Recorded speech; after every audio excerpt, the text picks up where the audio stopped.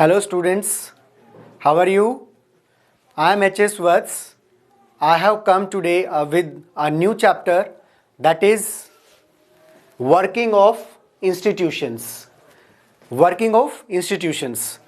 You know how the institutions work in democracy. In this chapter we are going to study, and also how these institutions work, what are these institutions, and student, some of them you have also gone through in your class 8th, right? That is, you have studied that there are some organs of the governments. So these organs of the government also work as the institutions, because there are so many people engaged in these institutions for working, right? And here we would take an example of the central government, how a major policy decision is taken, and which are the institutions involved in taking this decision or any of the decision of the central government, and what is the key role played by different institutions in the decision which has been taken by the any of the institution or central government in the country, right? So this chapter, working of institutions, will give us the practical knowledge of passing a bill and implementation of the same. So this working of institution, if we talk of the topics, the subtopics which are covered or to be covered, we have how is a major policy decision taken in the country like India. How a major policy decision is taken, we will be studying here in this chapter. Then we would be looking at one of the institution, Parliament, and why do we need it, and about two houses of the Indian Parliament we would be studying. And here, how is a major policy decision taken? As a subtopic, we will also be studying that how this decision is taken and who are the decision makers, right? And why do we need different institutions, which means those who are the decision makers, be it the Prime Minister of the country, or the President of the country, or the Indian Parliament, right? Which includes the parliamentarians.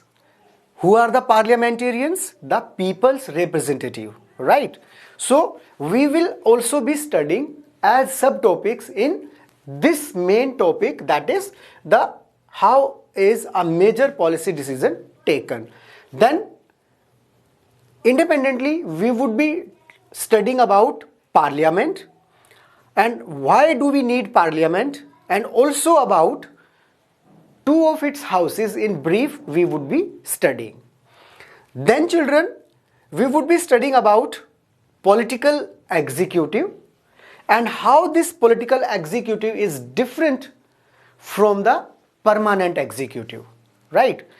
Now the question might be coming in your mind that what is political executive mean, and how this political executive is different from the permanent executive, right?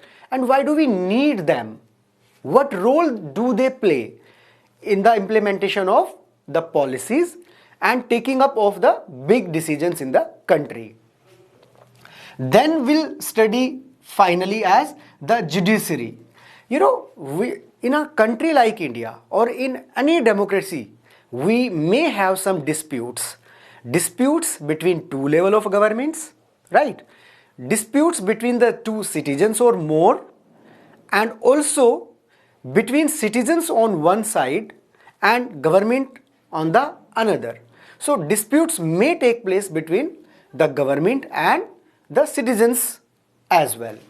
So what role the judiciary play in case if any decision is taken by the legislature, any bill is made, say for example, and this bill is implemented, by the executive, and if it is not appreciated, if it is not liked by the people of this country, then who resolved the dispute?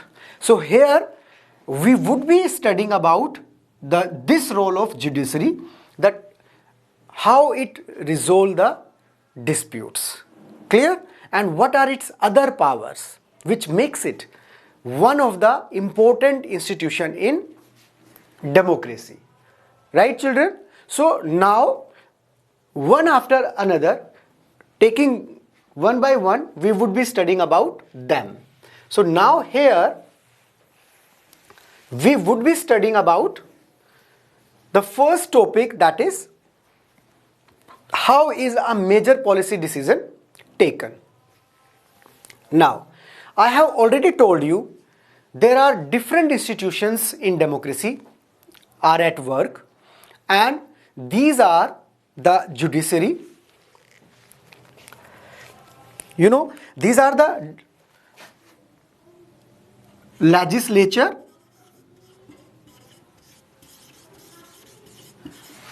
and also executive, and also the judiciary. So what key role they play in decision making?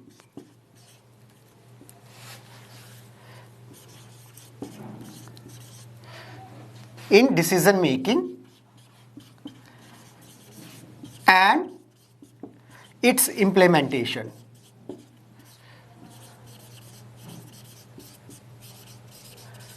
Right? So we would be studying here.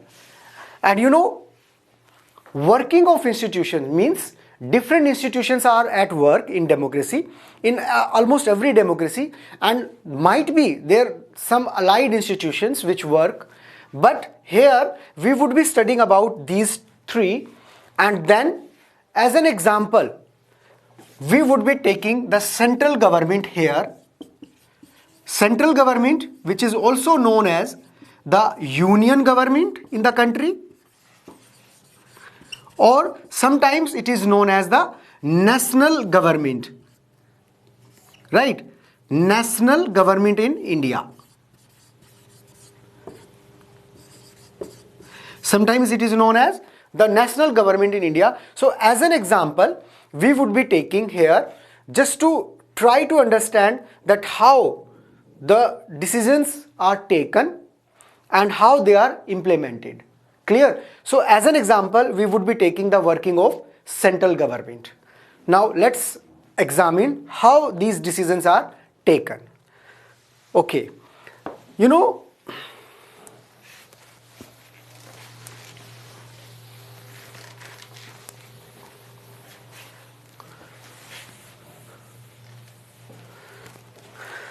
how the major policy decision taken? Yes, you know, on 13th of August 1990, 13th of August 1990,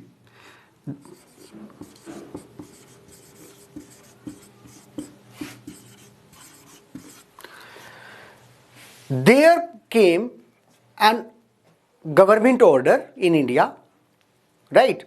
And this was called as OM, that is Office Memorandum, right children? It was called as Office Memorandum because it was an order of the government. Office Memorandum, it means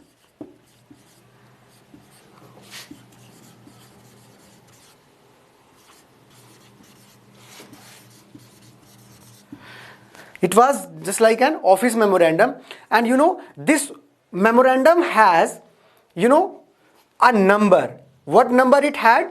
I'm telling you, 136012 oblique, it had a number,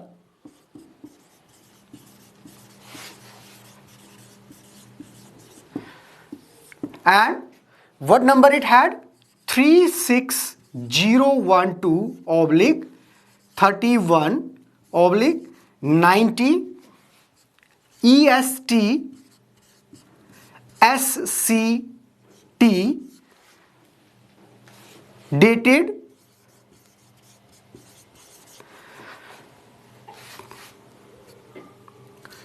13/8/1990.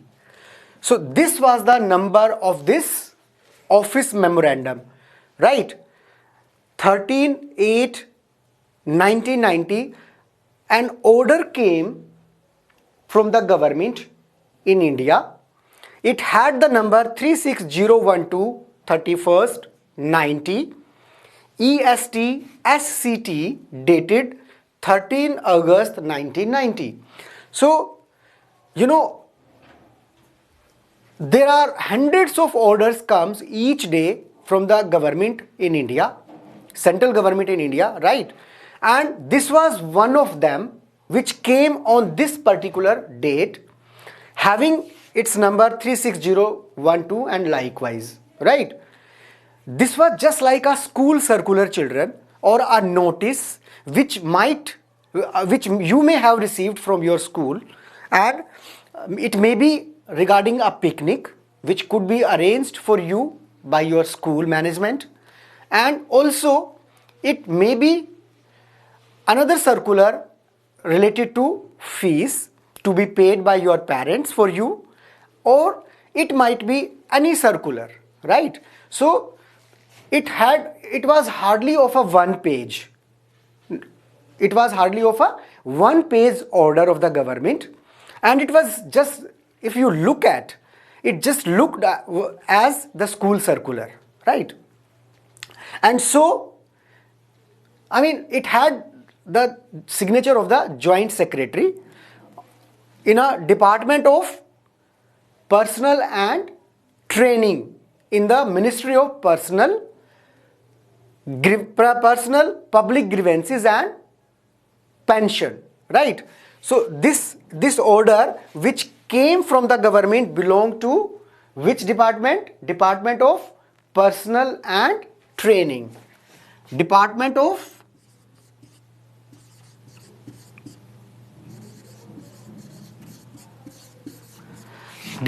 of Personnel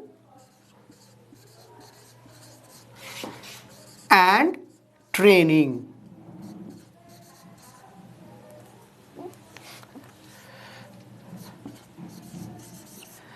Under which ministry it came?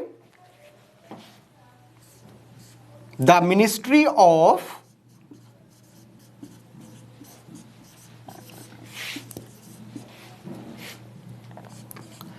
Personnel, Public Grievances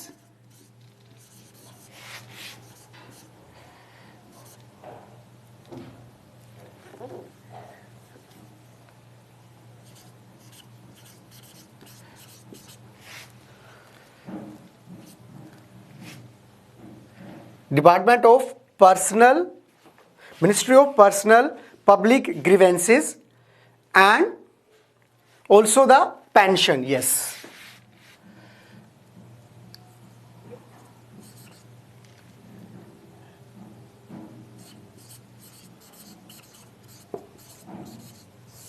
So this was the ministry, this order came through Department of Personnel and Training, which was working under the Ministry of Personnel, Public Grievances and Pension.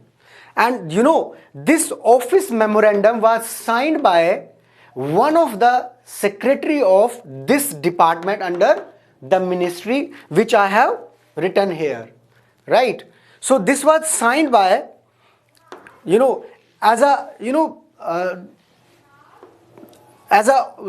on behalf of the central government, as a officer he signed, and then it was implemented. Now what happened? For many other years, for several next years, it became one of the hotly debated issue in the country, because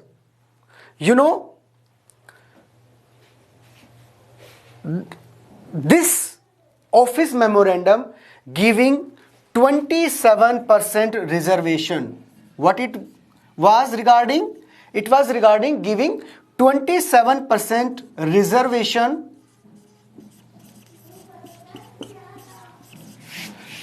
of seats in government departments and also in schools and colleges for a particular category which was newly introduced in India.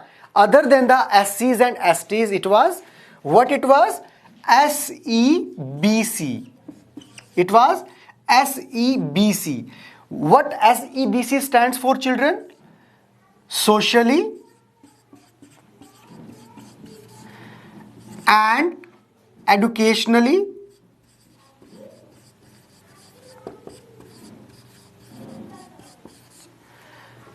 backward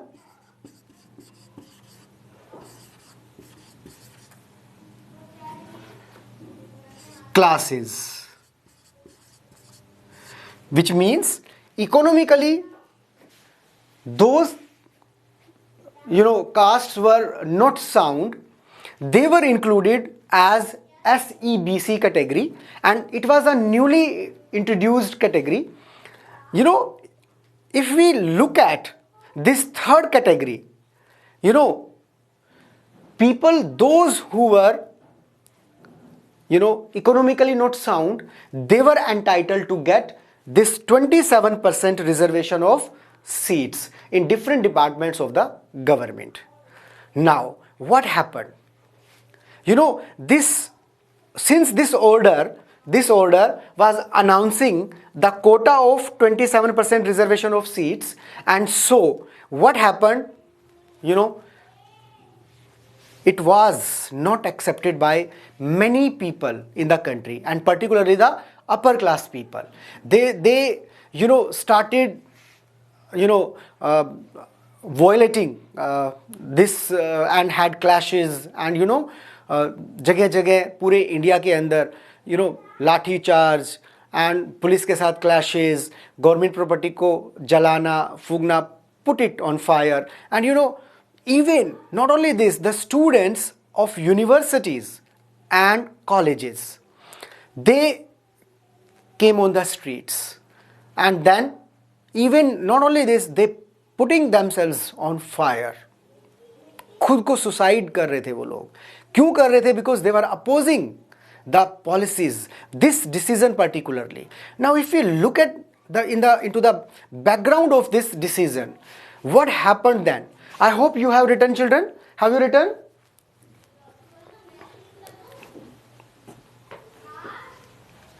Now let us see how this decision was taken and who were the decision makers. So which came on 13th of August 1990. So we would be discussing who were the decision makers and how it became, what actually was there due to which this decision of the government of India, which came in 1990, became one of the hotly debated issue for several years. So let's see who were the decision makers first.